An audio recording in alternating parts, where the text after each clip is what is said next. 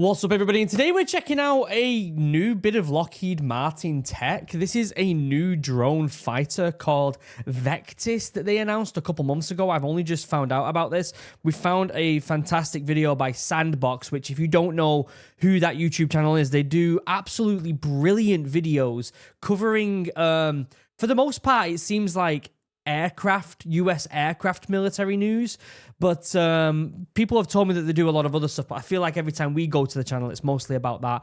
But yeah, we're going to watch this, we're going to break it down. There'll be a link down below to Sandbox's YouTube channel. They're absolutely brilliant. If you're watching this video, you're already interested in this type of stuff, so I highly recommend that you go over to Sandbox, give them a subscribe. They're at 504,000 subscribers. Let's get them up to let's get them past me.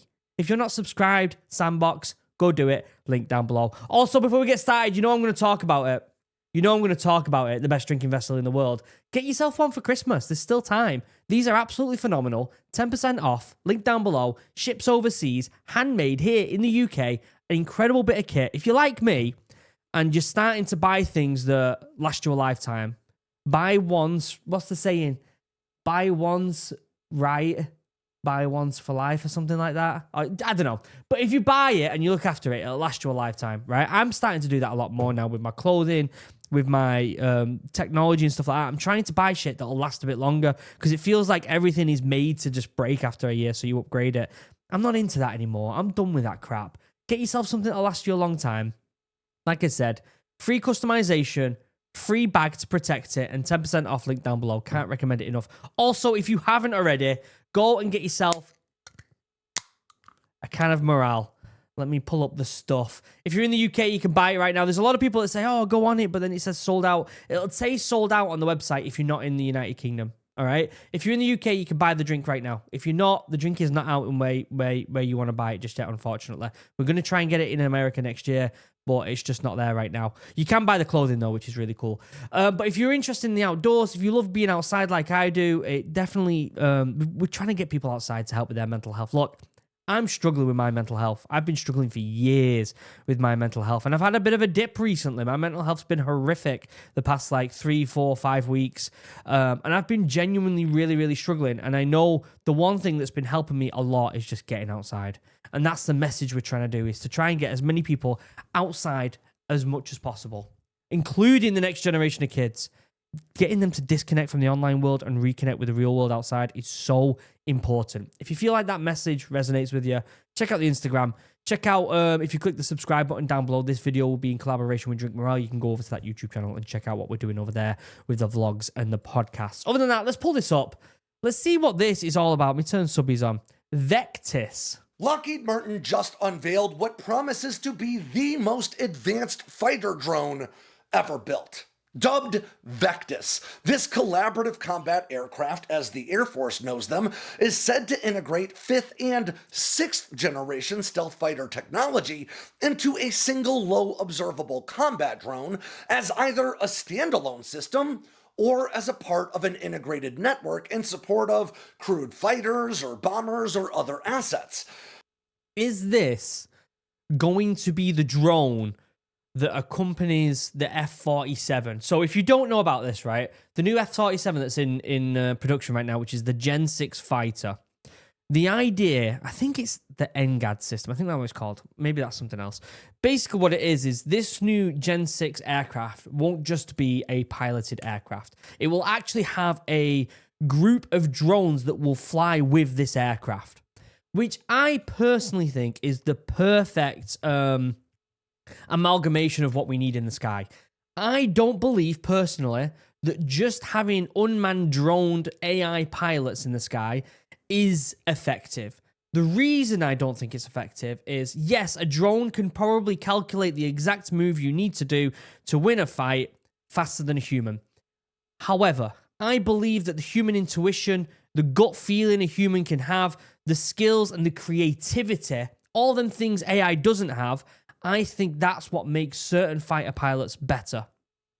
I think the human thought process of being able to think outside the box and genuinely be able to use their imagination and creativity in dire needs, in a pressured environment, creates unique things that AI can't do. And so this NGAD system, or this, whatever it's called, this new amalgamation of the F-47 and drones flying around it, is the perfect combination.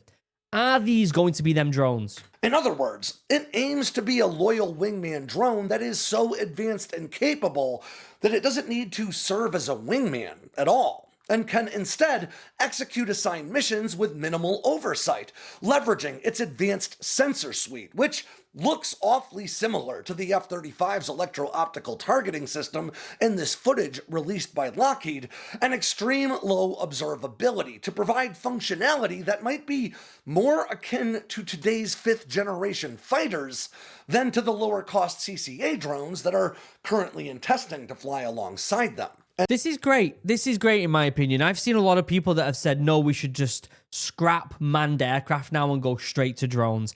I don't think that's going to be as effective as people think it's going to be. So I think the system of working in some sort of weird collaboration with human and drone, I honestly think is the best system we could probably do. And that is by design.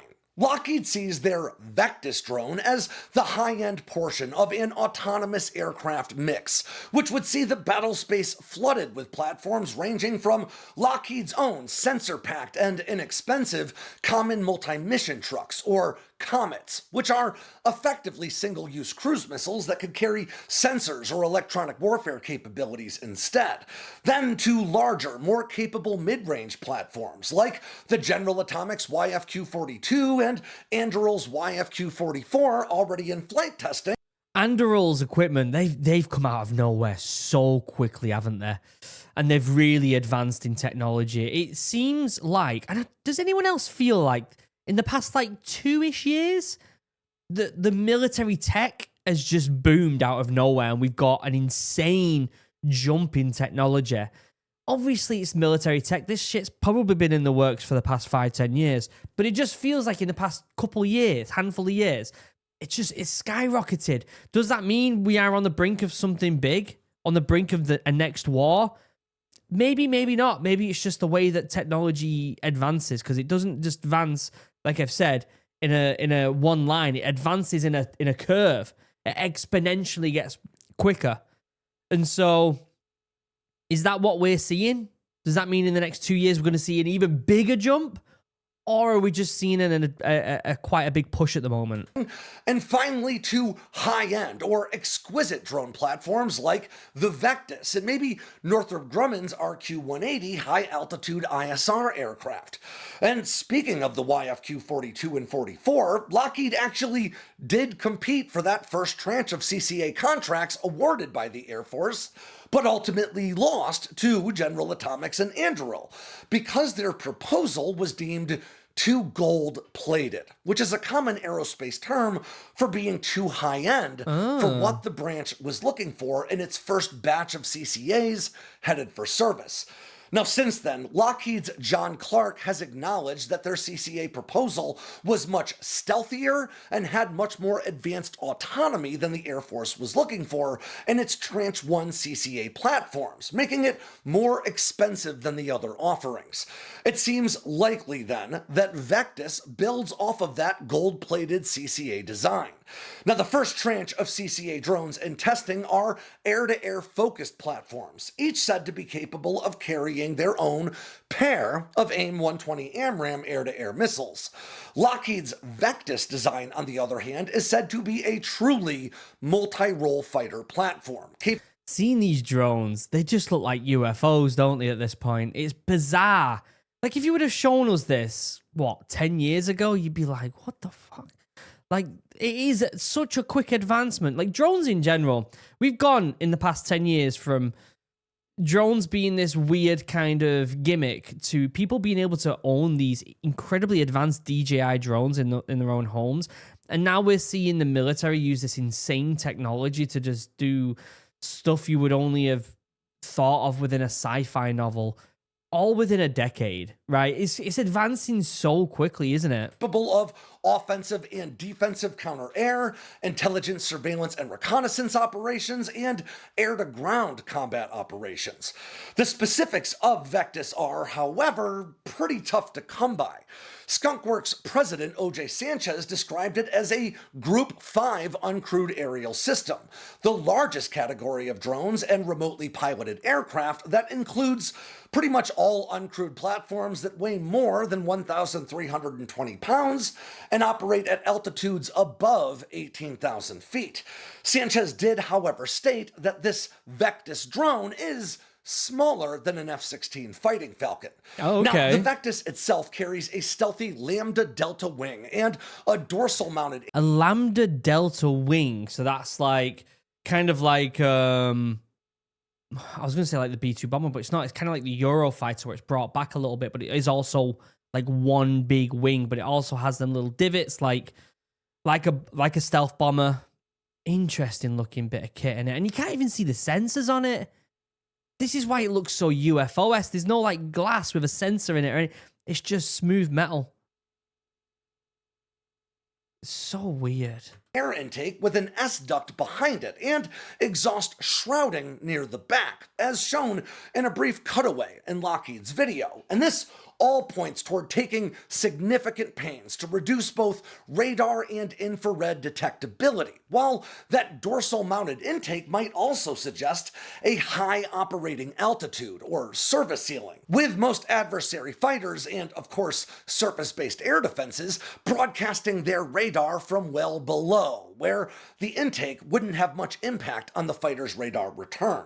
But maybe the most important thing to relay about this new stealth drone is that, as far as Lockheed is saying, it doesn't really exist yet, or at least not in the physical world. This jet has already seen a fair bit of testing in a digital environment, including cooperative operations with simulated F-22s and F-35s. But Lockheed doesn't expect it to take to the real skies for another 2 years or so. So as more information surfaces up... So this is just the announcement. This is, obviously, I'm sure it's been flown about. I'm sure it's being tested, but it's still a few years out, isn't it? A couple years out. About VECTIS, you can rest assured I'll be digging into it. Hey guys, 2 quick save rounds before I go. The first is that there's obviously tons of history and context that all led Lockheed Martin to this new VECTIS drone program, and I'd love to dive into all that for an episode of Air Power, if you're interested, because I wouldn't be able to give you a ton of new information about the drone itself. We can only really work with what's been released, but I could dive into the program's funneling technology toward it and the historical efforts that ultimately led to it. And if you're interested, I'll get to work right away. So just let me know in the comments below. And the second thing is that we are so close to reaching our goal of 500,000 subscribers. Well, they already did it, and they got to, where is it? What's going on there? What's going on here? They got to 504 as of watching this. So go over there, give them some love, guys. It's really important that you do that. It was an absolutely fantastic video, that was. I don't know where it's just gone, but I've just lost it. There'll be a link down below to the video anyway. Oh, here it is. Okay. Lockheed Martin just unveiled... All right. I'll leave a link down below. Make sure you go over to their channel and give them some love, because that was a genuinely good video. What do you think? We're seeing this, like, weird jump where... I've always kind of like compared it to like the music, the how would you explain it? Like the pocket music scene. We went from CDs to MP3s, right? And there was this little jump in the middle where we had mini disc players and all this other innovation. Do you think that we should just cut humans out and go straight to drones? Do you believe like what I believe, where there is a place for that human intuition and creativity? I'd love to know your thoughts on that in the comments, because I think it is I think it's a very important conversation to be had, to be honest with you. And I'm sure these individuals within these massive companies are having them same conversations as well. But I'd love to know what you think in the comments. Check out Chug, 10% off, link down below. Go buy yourself morale if you haven't already. Other than that, I'll see you in the next video. I love you all. Have a wonderful day. Goodbye.